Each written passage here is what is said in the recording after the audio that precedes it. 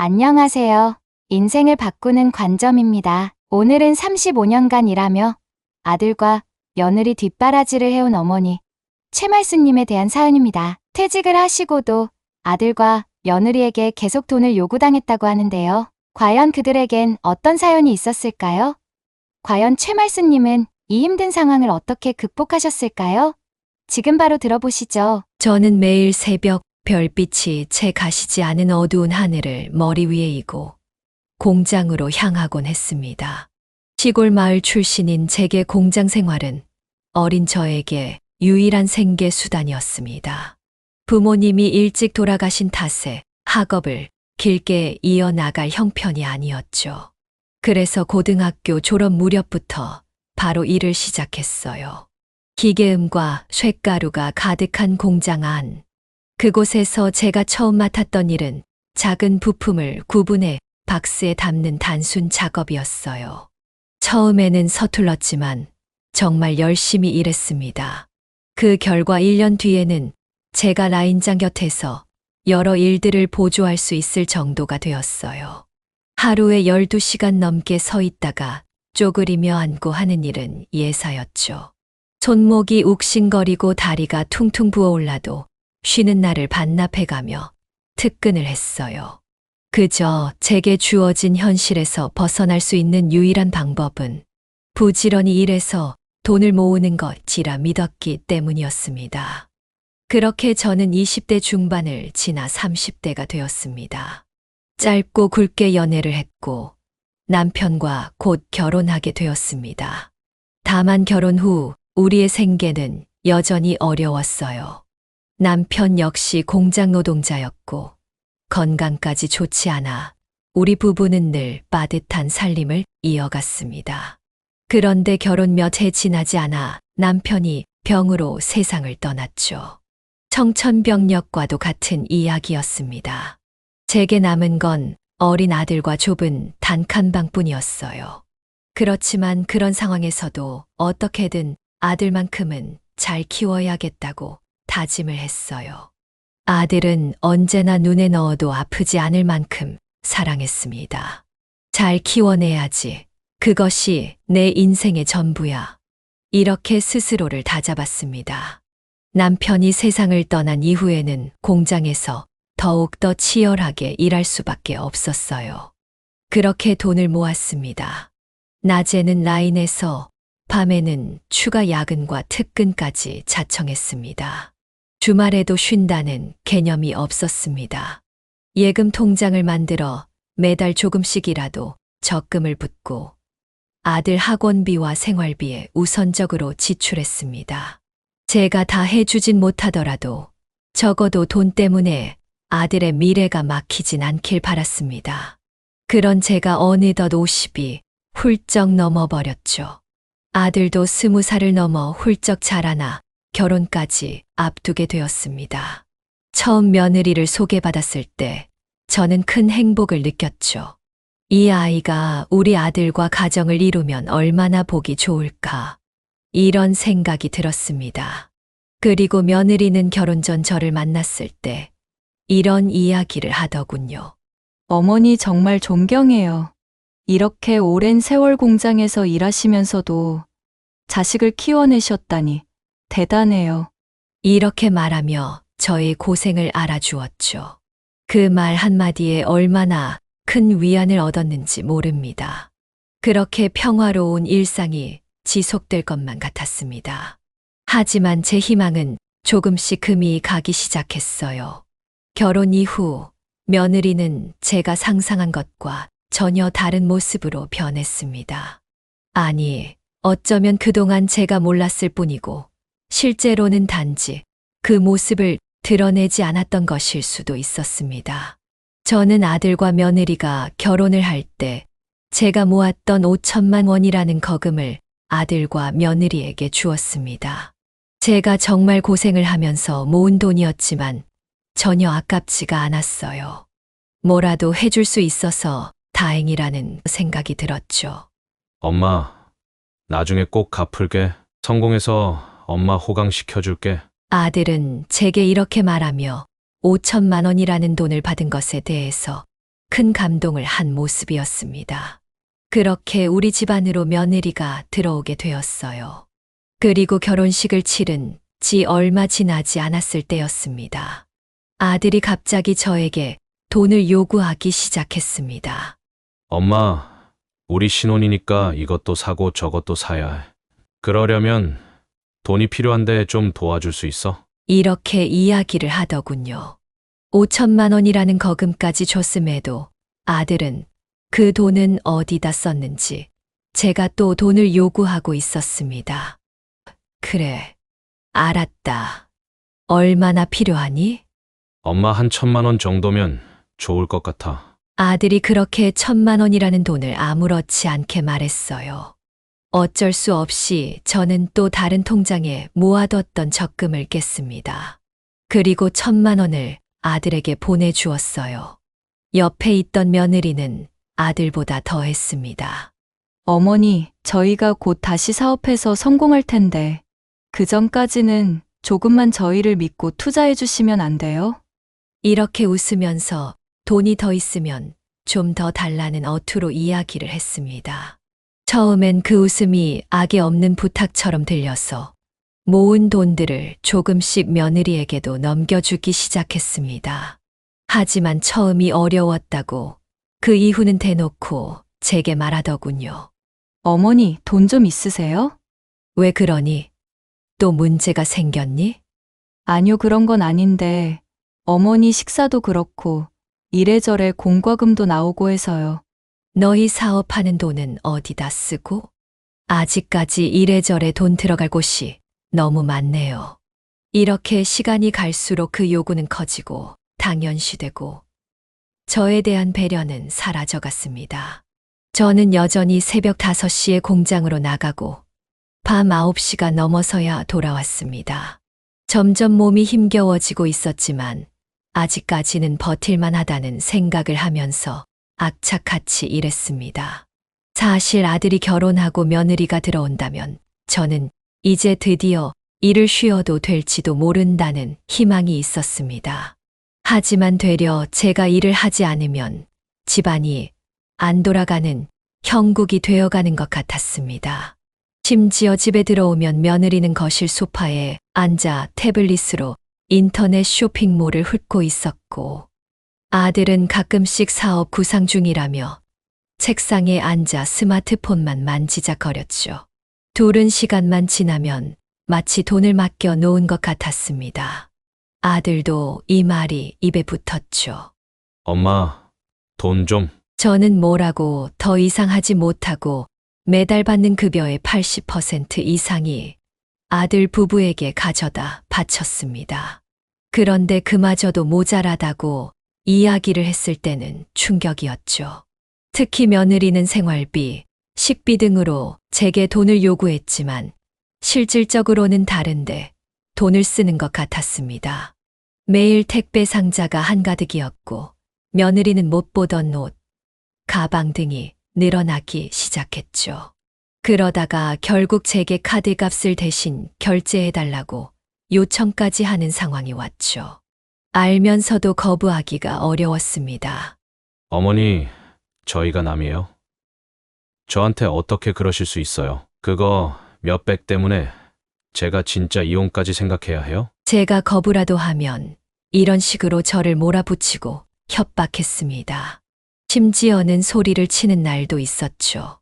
그리고 문을 쾅 닫으며 방에 틀어박힌 뒤 나올 생각조차 하지 않았습니다. 내가 지금도 하루 14시간씩 서서 일하는데 너희도 뭔가 일을 해야 하지 않겠니? 나도 이제 나이가 있어 지치는구나. 제가 조심스럽게 말을 꺼내면 아들은 이렇게 말했죠. 엄마, 지금 사업이 조금 어려울 뿐이야. 이제 조금씩 회복 중이잖아. 곧 다시 좋아질 거니까 좀만 더 재정 지원 좀 해줘. 이렇게 말했어요. 게다가 며느리는 옆에서 저를 함께 설득했죠. 맞아요, 시어머니. 지금 시기에 돈이 들어가야 나중에 큰 성과를 낼 수 있는 거죠. 이렇게 동조하니 저는 매몰차게 이들을 내칠 수가 없었어요. 결국 저는 또 속수무책으로 제 통장에서 돈을 꺼내줬습니다. 제게 남은 건 병들어가는 몸과 점점 바닥을 보이는 은행 잔고뿐이었지만 그래도 그들이 잘 되기만 바라는 마음에 이 악물고 버텼습니다. 하지만 갈수록 며느리와 아들이 저를 대하는 태도는 더욱 뻔뻔하고 악랄해졌습니다. 제가 힘들어서 생활비 좀 덜 가져갈 수 없겠냐고 물으면 돌아오는 대답은 이거였죠. 어머니가 구식이라 그래요. 요즘 세상 물정은 이런 식으로나마 투자를 해야 해요. 조금만 기다리세요. 이렇게 저를 비웃듯이 말했습니다. 아들도 마찬가지였죠. 엄마, 나도 스트레스가 많아. 이 말만 되풀이했습니다. 제가 35년간 공장 생활을 했다는 말을 해도 이들에게는 그냥 옛날 얘기일 뿐이었습니다. 이게 과연 가족인가 싶었어요.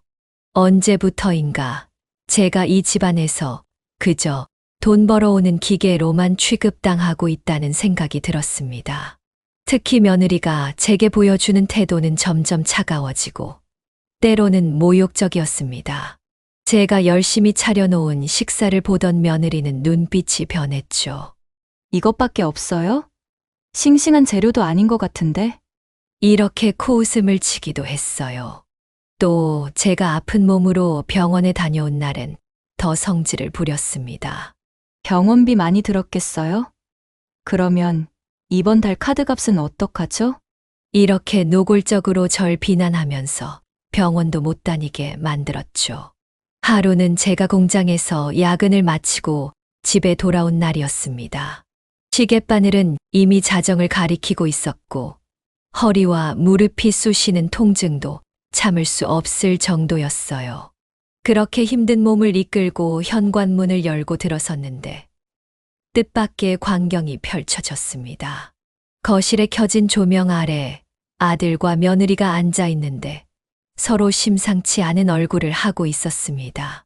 엄마, 어디 그렇게 늦게까지 있었던 거야? 연락은 받아야지. 그리고 아까 문자로 보냈었는데 돈 붙이라는 거 지금 좀 붙여줘. 며느리 또한 태블릿을 내려놓지 않은 채 고개를 돌려 저를 바라보며 말했죠. 어머니, 혹시 이번 달 월급 좀 일찍 당겨받으실 수 없으세요? 제가 얼마 전에 명품 가방을 샀는데 할부금이 곧 빠져나가야 하거든요. 이번엔 꼭 내야 한다고요. 저는 그 말을 듣는 순간 온몸에서 맥이 풀리는 듯 했습니다. 겨우 공장에서 퇴근했는데 제 안부는커녕 돈 얘기만 하고 있었습니다. 몸을 가누기도 힘들어 간신히 방금 현관을 들어선 참인데 저를 기다렸다는 듯이 달려들어 돈을 외치는 이들의 모습이 참담했어요. 오늘도 밤늦게까지 일한 건 보지 못했니? 내가 몸이 2개인 것도 아니고 어떻게 돈을 더 벌 수 있겠어. 제 목소리는 스스로 들어도 기어들어갈 정도로 힘이 없었습니다. 그러자 며느리는 바로 토라진 듯한 표정을 지으며 말을 받았습니다. 어머니, 그런데 어쩌겠어요. 저희도 지금 허덕거리고 있다고요. 사업 자금이 더 들어가야 하는데 조금만 도와달라는 거예요. 옷이나 명품 같은 건 앞으로 써먹기 위해 미리 투자해두는 거라니까요. 아들은 그 말에 맞장구를 치며 또 다른 이야기를 꺼냈습니다. 엄마, 사실 이번 달에 제 사업 파트너가 잠깐 투자금을 빼가겠다고 했어. 그럼 우리 사정이 더 나빠질 수밖에 없거든. 엄마가 조금만 더 힘내주면 안 돼? 야근 그거 하면 돈 많이 들어온다면서? 아니면 퇴직을 좀 일찍 하던가. 그러면 퇴직금이라도 들어올 텐데. 저는 한숨 섞인 목소리로 답했습니다. 알겠다. 생각해보마. 저는 더 이상 말싸움을 할 기력도 없었어요. 당장 싸움을 벌이면 더 피곤해질 걸 알기에 저는 그날도 지친 몸을 이끌고 방으로 들어갔습니다. 문을 닫고 한참을 울어야 했습니다. 이게 가족이 맞나? 내가 이렇게까지 살아야 하나? 이런 의문이 들면서 현기증이 날 정도로 서글펐습니다. 제 방 창문 너머로는 밤하늘이 까맣게 펼쳐져 있었고 혼자 있는 것 같은 외로움에 시달려야 했습니다. 그리고 공장 근무로 만신창이가 된 몸은 제대로 눕기도 힘들 정도로 지쳐 있었어요. 그렇게 방 안에서 숨 죽여 흐느끼다 어지럼증이 심해져서 쓰러질 것만 같았습니다. 손을 더듬으면서 겨우 누울 수 있었습니다. 그 순간조차도 언제까지 이런 삶을 계속해야 하나 싶어 막막해졌습니다. 아들과 며느리는 제가 이러다 쓰러져도 별 관심 없을 거라는 걸 알기에 더욱 서러웠습니다. 오히려 유산이 있다며 좋아할지도 몰랐죠. 그런 생각을 하니 제 인생이 다 부정당하는 것만 같았습니다. 어릴 적 아들을 키우기 위해서 희생했던 시간들이 다 허튼 시간들이 되었던 것 같았죠. 그렇게 그들의 요구대로 저는 계속 야근을 해나갔습니다. 주변에서 말렸지만 어쩔 수가 없었어요. 당장 급하다고 하는데 도와줘야 할 것만 같았습니다. 그런데 그러다가 결국 극심한 피로 탓에 한 번 크게 쓰러진 적이 있었습니다. 공장에서 일하다 현기증이 오고 의식을 잃었는데 그날 응급실로 실려갔었습니다. 의사 선생님이 말하더군요. 지금 만성 과로 상태고 당뇨와 고혈압이 진행되고 있으니 당분간 휴식이 필요합니다. 이 정도까지 말할 정도였는데도 아들과 며느리는 한 번도 병문안을 오지 않았습니다. 대신 아들은 메시지를 보냈어요. 엄마, 입원비 어떻게 할 거야? 그리고 우리 생활비는 지금도 빠듯한 상황이야? 그건 알아서 해야 할 것 같은데? 이렇게 물어왔어요. 게다가 며느리는 한술 더 떴죠. 어머니, 카드값 밀리면 제 신용도 떨어지는데 어떡해요? 3일 전까지는 내야 하는데 못 내는 건 아니겠죠? 이들이 정말 제 가족이 맞는지, 병상에 누워있는 저를 걱정하는 마음이 조금이라도 있긴 한 것인지 궁금했어요. 그때 저는 처절한 외로움과 서글픔에 눈물만 흘렸습니다. 하지만 그 일이 제게 어떤 계기를 만들어 주었습니다. 함께 입원실을 쓰던 다른 환자분과 함께 가끔 들르던 공장 동료, 선배가 이런 이야기를 솔직하게 해주더군요. 자식이라고 해서 다 같은 자식이 아니야. 나도 자식들한테 재산 뜯기고 이 꼴이 됐어. 아무도 찾아오질 않아. 돈이란 게 무섭다니까. 아무리 뼈 빠지게 벌면 뭐해. 무조건 내 재산은 끝까지 지켜야 해. 그래야 무시 안 당하고 살 수 있어. 그 말을 듣고 나니 제 인생 전체가 위기에 몰렸다는 것을 깨달을 수 있었어요. 몸은 이미 만신창이가 되었고 집에 돌아가면 또다시 며느리와 아들이 돈 타령을 할 것이 뻔했습니다. 아무래도 법적 조언을 받아야겠다는 생각이 들었어요. 변호사 앞에서 저는 울면서 제 얘기를 쏟아냈습니다. 아들과 며느리가 제 월급을 다 가져가고 통장 비밀번호까지 알아서 마음대로 써버립니다. 제가 반발하면 협박이나 폭언도 해요. 이제 퇴직이 가까워 오는데 퇴직금마저 이들에게 빼앗길까봐 두렵습니다. 변호사는 눈살을 찌푸리며 이렇게 말했습니다. 자식이라고 다 믿으면 안 됩니다. 특별히 재산 문제에는 피도 눈물도 없어요. 일단 통장 비밀번호부터 바꾸시고 재산을 안전한 방법으로 이전하세요. 그리고 혹시라도 나중에 소송 문제가 발생하면 그동안 아들 부부가 어떤 식으로 돈을 빼갔는지 증거를 남겨두셔야 합니다. 녹음이나 메모, 거래 내역 확보 등 가능한 방법은 다 동원하세요. 저는 집에 돌아와서 컴퓨터로 은행 거래 내역을 훑어보았습니다. 순간 제 손이 떨렸습니다. 예상보다 훨씬 더 많은 금액이 며칠 사이에 빠져나가 있었습니다. 아들이나 며느리가 제 계좌에서 인터넷 뱅킹으로 출금한 흔적이 분명했습니다. 시간대는 제가 공장에 있을 때였으니 제가 전혀 모르는 사이에 벌어진 일이었습니다. 이제는 제게 허락도 구하지 않고 돈을 빼다 쓰기 시작한 것입니다. 어떻게 이럴 수가 있지? 분노가 치밀었지만 또 한편으로는 제 아이가 이렇게까지 했다는 사실이 믿기지 않았어요. 그래서 한동안 멍하게 화면을 바라봤습니다. 얼마 뒤 신용카드 명세서를 열어보니 이번엔 며느리가 제 카드로 200만 원 넘는 명품백을 샀다는 기록까지 발견됐습니다. 날짜를 보니 제가 병원에 누워있던 때였습니다. 정말 지옥 같은 배신감이었습니다. 그래도 예전에는 제게 허락을 받고 카드를 썼었는데 며느리조차 이제는 제 마음대로 카드를 쓰기 시작한 것이었어요. 이젠 더 참으면 안 되겠다 싶은 마음이 들었습니다. 그리고 곧 결심을 했어요. 저는 다시 변호사에게 연락해 재산을 옮기는 방법을 구체적으로 들었습니다. 제게 남은 것은 소형 아파트 한 채와 적금 계좌 몇 개, 그리고 곧 받게 될 퇴직금 정도였지만 지켜야만 했어요.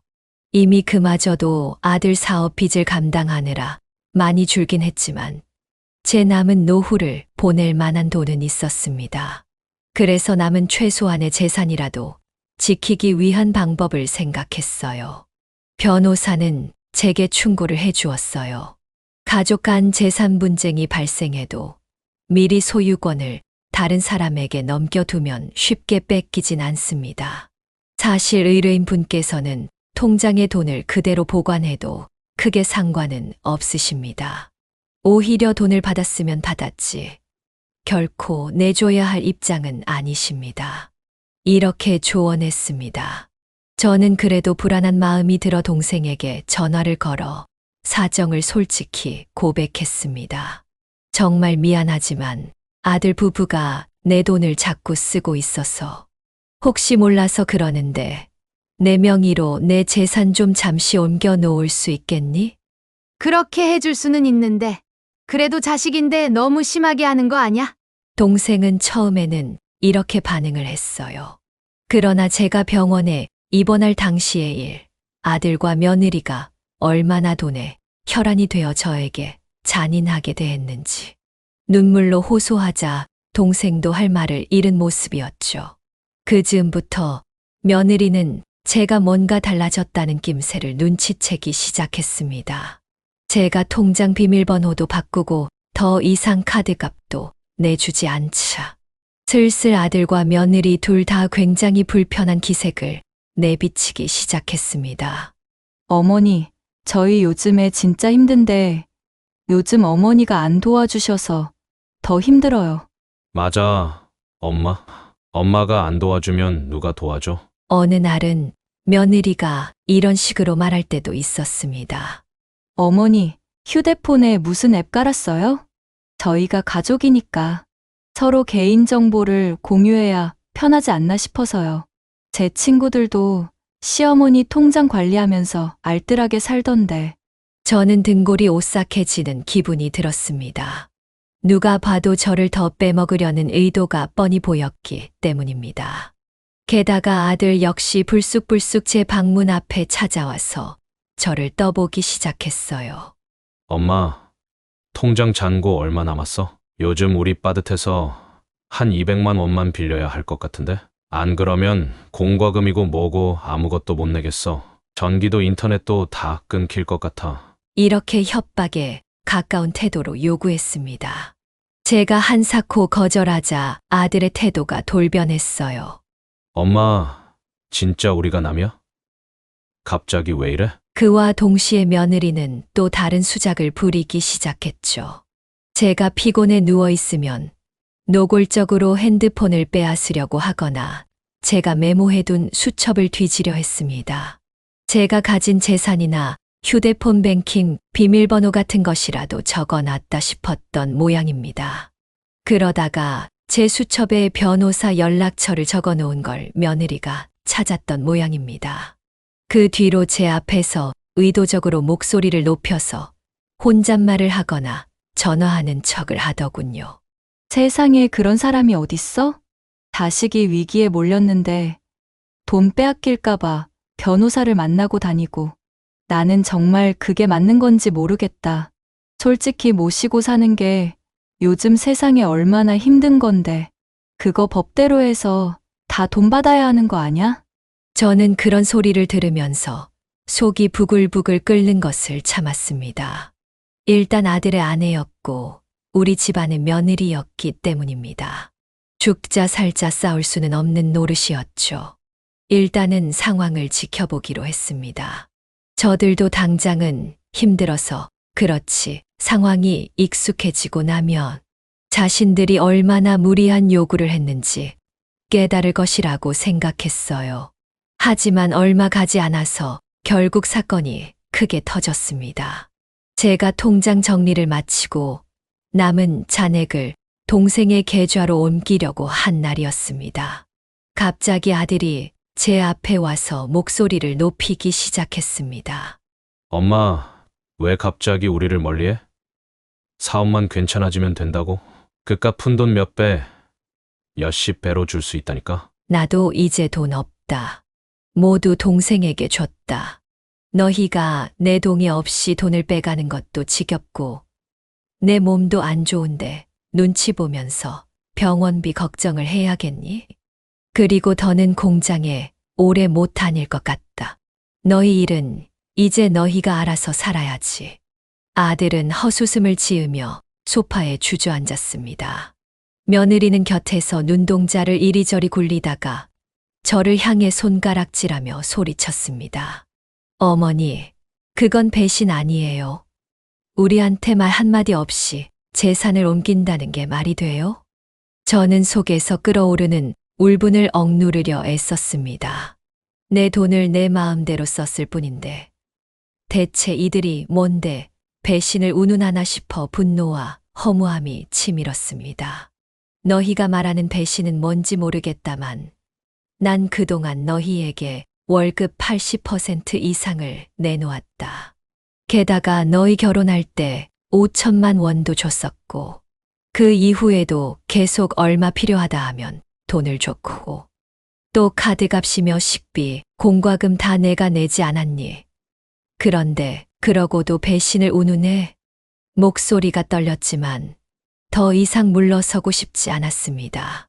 아들은 화를 내며 자리에서 벌떡 일어났습니다.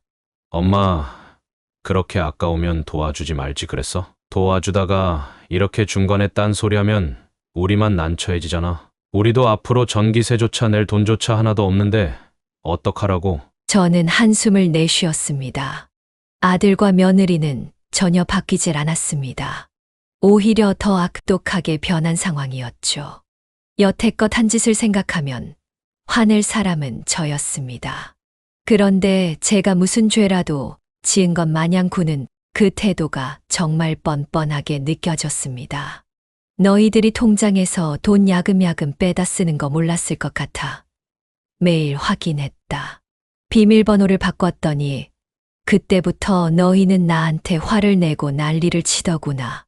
그리고 너는 내가 병원에 있을 때조차 명품 사면서 희희낙낙했었는데 지금 당당하게 소리칠 입장이니?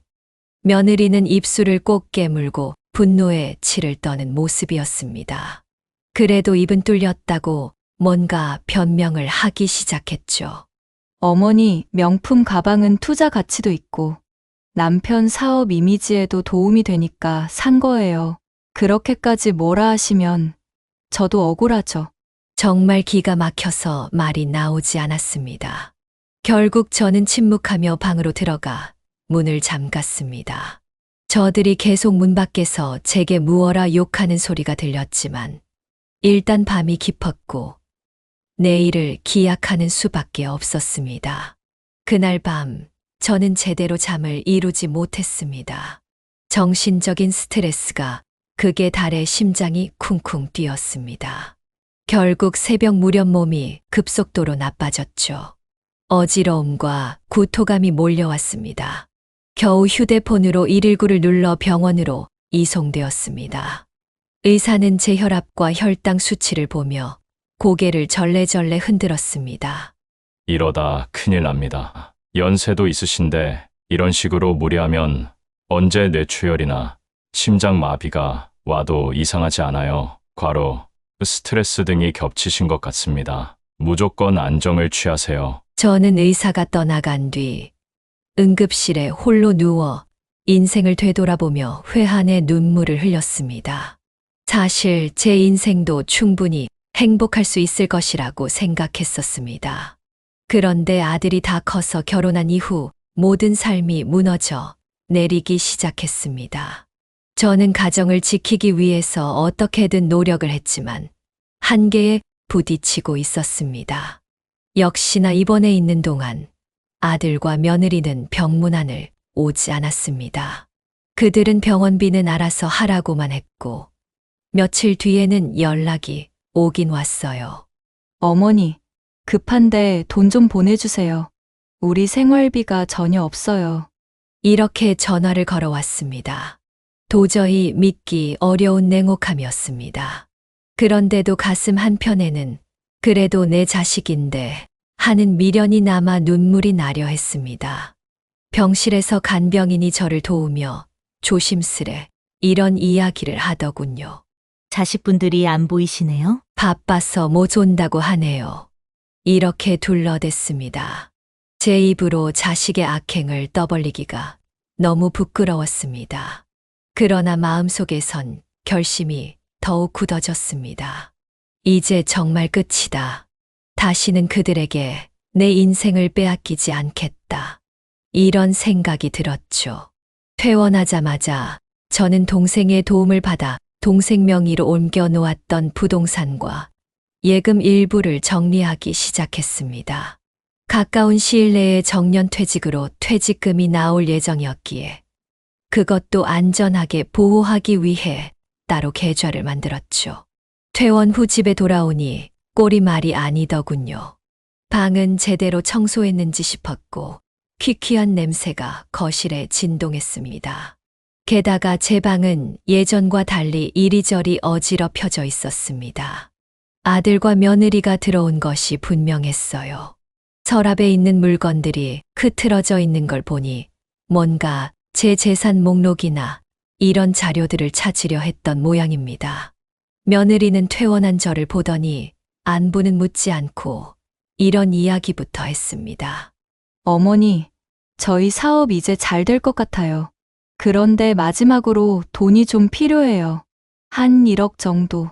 어머니 퇴직하시면 퇴직금 나오시죠? 이렇게 노골적으로 제 퇴직금을 노렸습니다. 그러면서 제 휴대폰을 몰래 훔쳐보려 하거나 컴퓨터 로그인 정보를 알아내려 안달했습니다. 제가 컴퓨터에 앉아 있거나 혹은 휴대폰을 하려고 하면 옆에 와서 은근히 제가 뭐 하는지를 보려고 했어요. 혹시나 뱅킹 비밀번호 같은 것이라도 보려고 하는 것 같았습니다.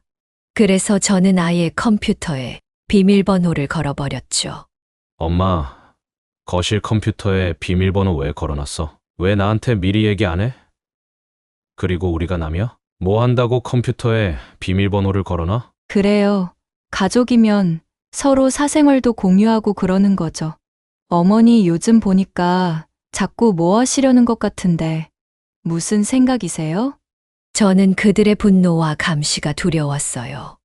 요즘 세상이 흉흉해서 별의별 사건들이 다 있으니까요. 하지만 더는 물러설 곳이 없었습니다.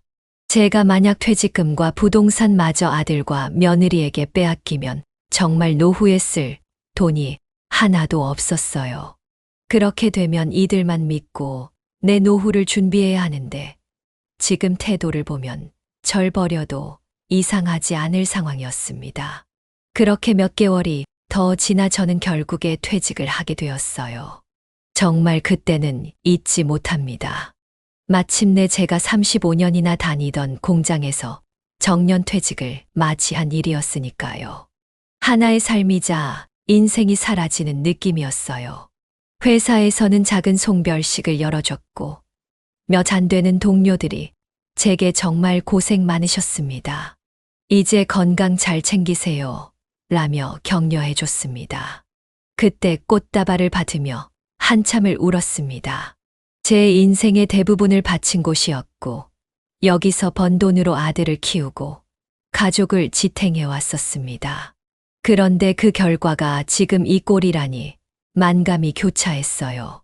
퇴직식을 마치고 나니 아들로부터 짧은 문자 메시지가 왔습니다.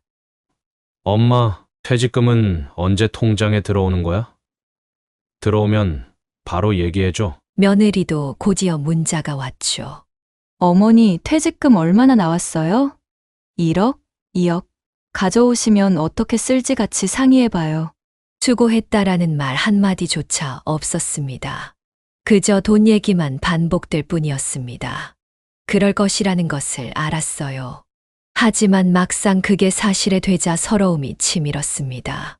그래, 이제 돌아가서 마지막 폭탄 선언을 해야겠구나. 이젠 내 삶을 살 거야. 저는 꽃다발을 들고 회사 정문을 나섰습니다. 저 문은 해가 공장 지붕 위로 내려앉고 있었습니다. 지난 35년간 반복해온 이 길, 그 기나긴 역사의 마지막 퇴근길임을 되새겼습니다.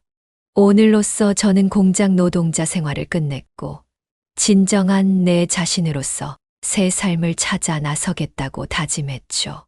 집에 도착했을 때 아들과 며느리는 역시나 거실 소파에 앉아 TV를 보고 있었습니다. 며느리는 홈쇼핑 채널에 집중하고 있었고 아들은 스마트폰을 만지작거리고 있었습니다. 제가 현관문을 열고 들어와도 둘은 고개를 살짝 돌릴 뿐 별다른 반응이 없었습니다. 마치 제가 없는 집이었다가 제가 오자쓱 한번 쳐다보는 정도였습니다. 엄마, 퇴직은 잘했어요? 퇴직금은 어떻게 됐고? 그거 한 번에 뺄 수 있어? 큰 돈이라 뺄 때 수수료 같은 것도 있나? 그러게요. 어머니 퇴직금 그거 어떻게 쓰실 거예요? 저희 사업에 그 돈만 있으면 이제 금방 좋아질 것 같아요. 아들과 며느리가 물어왔습니다. 저는 테이블 위에 꽃다발을 내려놓고 차분히 둘을 쳐다봤습니다. 할 말이 있다. 제가 말했습니다. 그리고 식탁에 앉으라고 이야기를 했어요. 그러자 둘이 마지못해 식탁으로 걸어왔죠. 며느리는 태블릿을 손에서 내려놓지 않은 채 흘끗 저를 바라봤습니다. 저는 숨을 깊이 들이마셨습니다. 제 손에는 변호사가 준비해준 서류들과 제가 작성한 간단한 메모가 있었습니다. 이미 마음의 준비를 마친 상태였습니다. 오늘로 저는 35년간 다닌 공장에서 정년퇴직을 했다. 그동안 너희에게 생활비로 월급 거의 다 주고 5천만 원도 주었고 사업자금이라며 가져간 돈들과 쇼핑비와 카드값까지 무리하게 부담해왔다. 그런데 너희가 나에게 돌려준 건 뭐였니? 협박, 무시, 폭언뿐이었어. 이제 나는 그런 일은 당하지 않을 거다. 제 말이 아직 끝나지도 않았는데 아들은 얼굴이 벌겋게 달아올랐습니다. 엄마, 그건 좀 심하지 않아? 우리가 언제 엄마를 무시했다고 그래? 그냥 필요해서 돈을 좀 쓰자고 한 거잖아. 어머니, 저희도 자식이에요? 저도 아무리 며느리라고 하지만 어머님 아들과 결혼해서 사는 사람이라고요. 그런데 남처럼 진짜 이러실 수 있어요? 하지만 그들의 말에 저는 더 이상 흔들리지 않았습니다. 오랜 시간 이를 악물고 생각해왔던 순간이었습니다. 서류 봉투를 꺼내놓고 그동안 제 통장에서 몰래 인출된 기록, 병원에 있을 때 며느리가 결제한 명품백, 아들의 폭언 녹음 파일, 목록 등을 차근차근 보여줬습니다.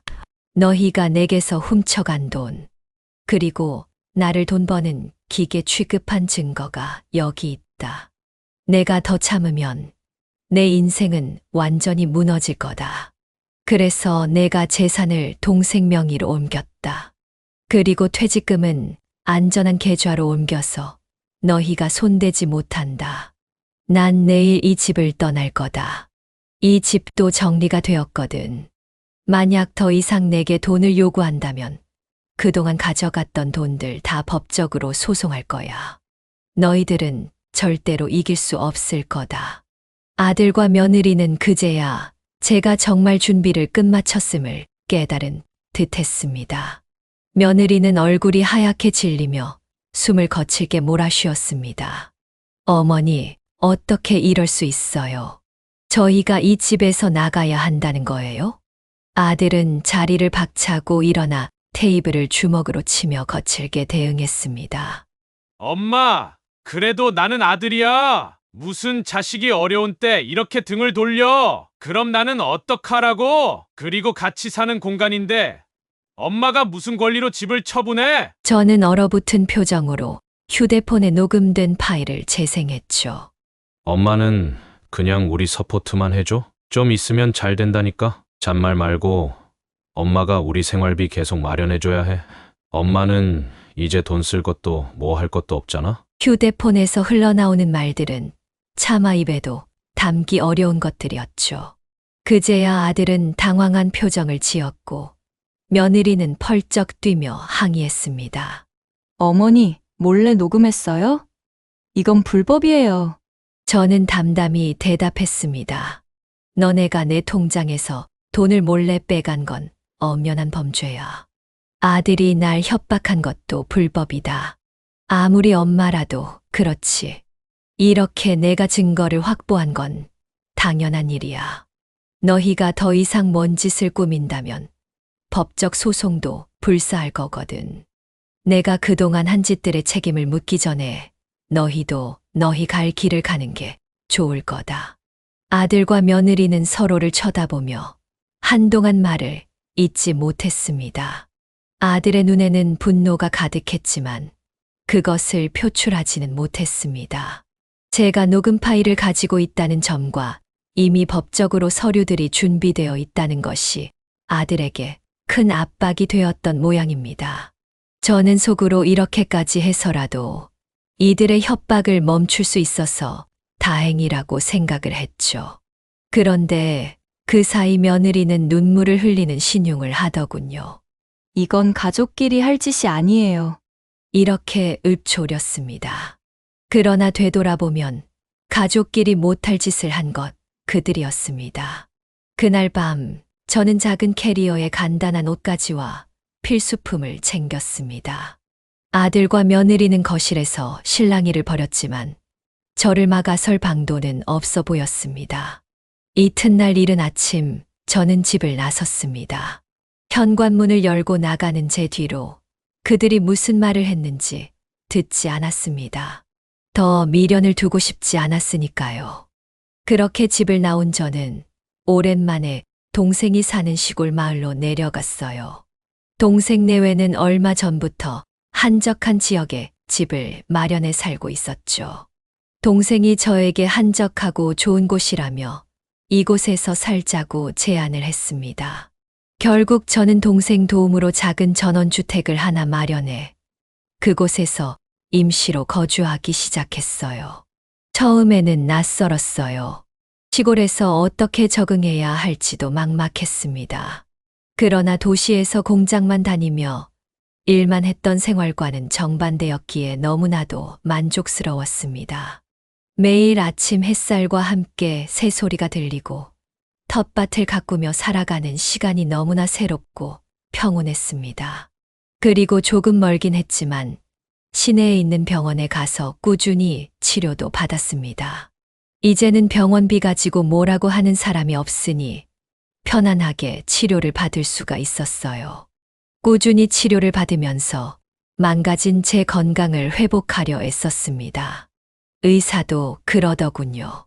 이제 무리하지 마시고 스트레스를 피하세요. 되도록 힘든 일은 하지 마세요. 혈관이 안 좋으셔서 무리하시면 혈관이 터질 수도 있습니다. 이런 이야기를 듣자 저도 더 늦기 전에 몸을 돌보자는 생각이 들었어요. 아들과 며느리는 처음에는 몇 번 전화를 해왔습니다. 엄마, 빨리 돌아와. 집은 어떻게 할 건데?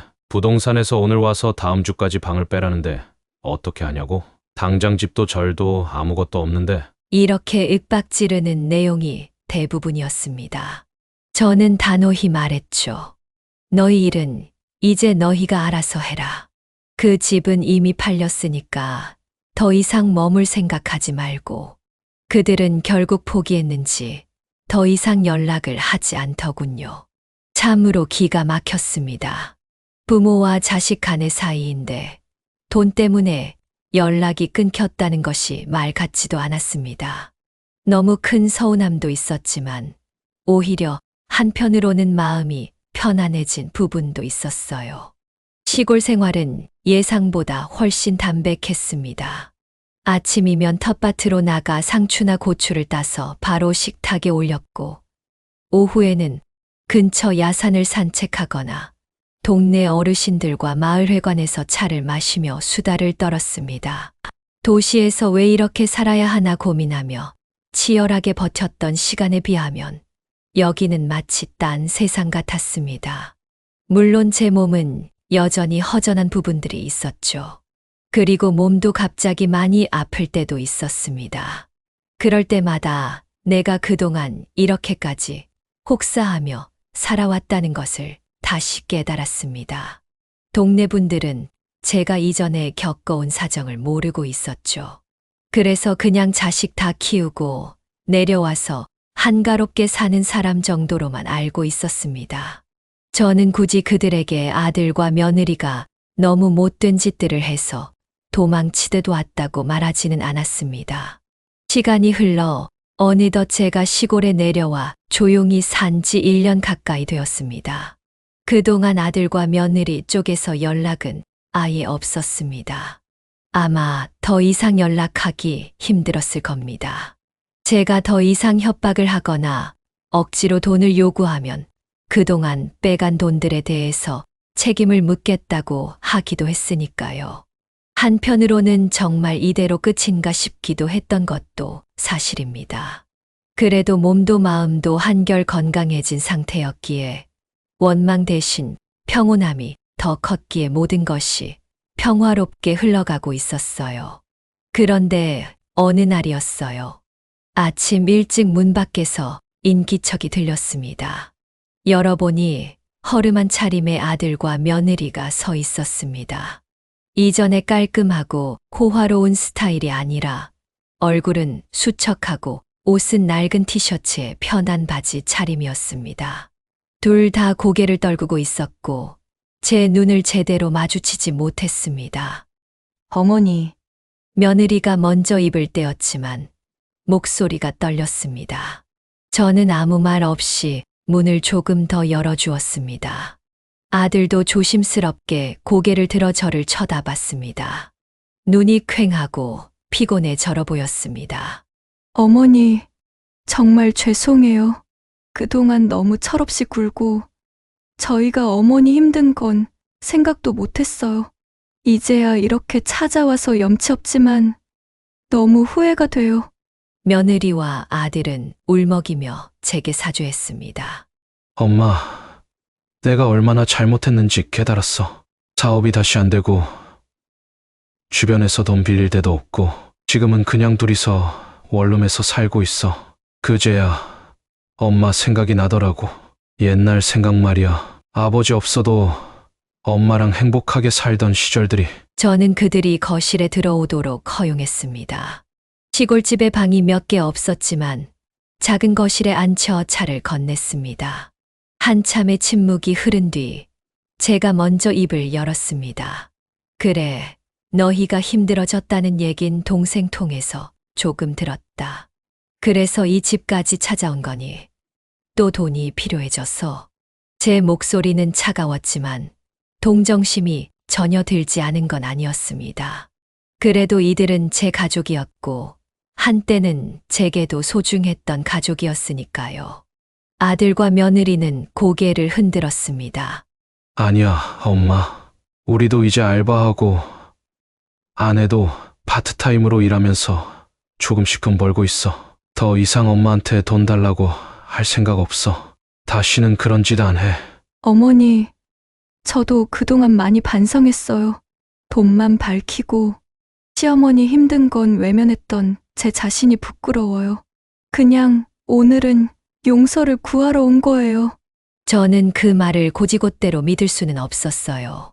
다만 그들의 눈과 말투를 볼 때 예전과는 분명 다른 태도인 것은 분명했습니다. 이들이 불쌍하고 가엾다는 마음이 들기도 했지만 저도 더는 예전처럼 희생할 마음이 없습니다. 제 남은 삶은 제가 책임져야 했습니다. 너희들이 정말 바뀌고 싶다면 내가 일자리 정도는 소개해주마. 작은 공장이지만 성실히만 하면 꾸준히 월급을 받을 수 있어. 그러나 그 이상은 해줄 수 없어. 응. 엄마 고마워. 그거면 너무 큰 도움이 돼. 며느리는 옆에서 눈물을 훔쳤죠. 저도 더 이상 명품 사치 같은 거 안 해요. 정말 죄송했어요. 좋아. 내가 아는 공장장님한테 연락해 볼게. 오래된 인연이라 사정은 봐줄 거야. 대신 진짜 열심히 일하고 월급 받은 돈으로 너희들 살아갈 날을 계획해야 할 거야.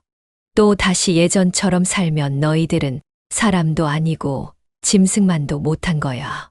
아들과 며느리는 연신 고맙다라는 말을 했습니다. 그렇게 그들을 떠나보냈고 저는 아는 공장장님께 연락을 해서 부탁을 했죠. 다행히도 일자리 2개는 구할 수가 있었습니다. 그 뒤로 몇 달간 아들과 며느리는 제가 소개한 작은 공장에서 묵묵히 일했습니다. 공장장님께 들으니 군말 없이 일을 하고 있다고 하더군요. 그리고 열심히 현장 실습을 거쳐 간단한 기계 조작 업무도 맡았다고 하더군요. 쉬운 일은 아닐 겁니다. 처음에는 무엇이든 어렵고 버겁게 느껴질 수 있으니까요. 며느리도 처음엔 적응을 잘 못했다고 합니다. 하지만 지금은 어엿한 파트타임 근무를 하고 있다고 말하면서 공장장님이 둘 다 열심히 부부가 보기 좋게 일한다고 귀뜸을 해주셨습니다. 그럼에도 저는 아직 그들이 완전히 달라졌다고 믿진 않습니다. 인간이 하루아침에 변하는 건 쉽지 않으니까요. 그렇지만 적어도 그들이 변했다는 사실은 기뻤습니다. 더 이상 그들의 눈에는 제가 돈 버는 기계로 보이지 않는다는 것이 가장 고무적이었죠. 가끔 전화를 해오면 어머니, 건강은 좀 어떠세요라고 안부를 묻기도 합니다. 그건 예전엔 전혀 없던 일이었습니다. 한편 저는 시골에서의 삶을 꾸준히 이어갔습니다. 텃밭에 각종 채소와 몇 가지 과일나무를 심어놓고 아침 저녁으로 물을 주며 돌보는 재미에 푹 빠졌습니다. 공장에서 기계에 둘러싸여 살던 제가 이제는 자연 속에서 사계를 느끼며 지낼 줄이야. 가끔은 버스를 타고 가까운 바닷가나 산을 둘러보며 예전에 상상조차 못했던 소소한 행복을 만끽합니다. 제가 지금 이렇게 평화로운 시간을 보낼 수 있는 건 결국 내 자신을 지키기 위해 용기 내어 그 집을 떠났기 때문이라고 생각합니다. 아무리 가족이라 해도 서로에게 상처만 주는 관계라면 건강한 가족이라 할 수 없습니다. 저는 너무 오랜 세월 엄마니까, 시어머니니까라는 이유로 희생을 당연시하는 삶을 살았습니다. 그리고 그 대가로 온몸이 망가졌고 마음도 피폐해졌습니다. 그렇지만 다행히 마지막에라도 스스로를 지키기로 결심했고 그 덕에 이렇게 새 삶을 시작할 수 있었습니다. 어쩌면 아들과 며느리도 이번 기회에 진짜 가족이란 뭔지 배울 수 있지 않을까 이런 생각을 합니다. 공장일은 고되고 힘들지만 그만큼 순수한 노동이라 많은 배움을 주기 때문입니다. 힘든 일을 하다 보면 가족이 절로 생각나기 마련입니다. 서로에게 기댈 수도 있고 함께 할 수 있는 존재가 가족이니까요. 물론 때론 희생도 할 수 있지만 그게 일방적 착취로 변질되면 가족이라는 울타리가 무너진다는 사실도 깨닫게 되겠죠. 가족이라는 울타리는 각자의 역할을 잘 해내야 그것이 지켜지는 것입니다. 제가 오늘 이렇게 사연을 쓴 이유는 그동안 제가 생각했고 깨달아 왔던 것들이 듣는 분들에게 도움이 되지 않을까 싶어서였죠. 물론 사람이 살아간다는 것이 다 이상적일 수만은 없어요. 하지만 그렇다고 선을 넘고 말도 안 되는 일이 벌어져서도 안 됩니다. 그런 의미에서 제 결심이 우리 가족을 제 자리로 돌릴 수 있는 그런 반환점이 되었으면 좋겠다는 바람을 가져봅니다. 그리고 아들과 며느리도 삶을 제대로 이번 기회에 배워서 나중에 아이를 낳았을 때 잘 교육시킬 수 있기를 바라보네요. 지금까지 저희 별 볼 일 없는 이야기를 들어주셔서 감사합니다. 네, 오늘 이야기는 어떠셨나요? 오늘 이야기를 듣고 어떻게 생각하시는지 어머님, 아버님의 생각을 댓글로 공유해주세요. 저는 또 다른 사연으로 찾아뵙겠습니다. 좋아요, 구독, 알람 설정을 통해 앞으로도 따뜻한 정을 나눌 수 있게 함께 해주세요. 어머님, 아버님의 삶의 지혜와 경험을 나눌 수 있는 통로가 되겠습니다. 오늘도 인생을 바꾸는 관점을 통해 사연을 들어주셔서 감사합니다.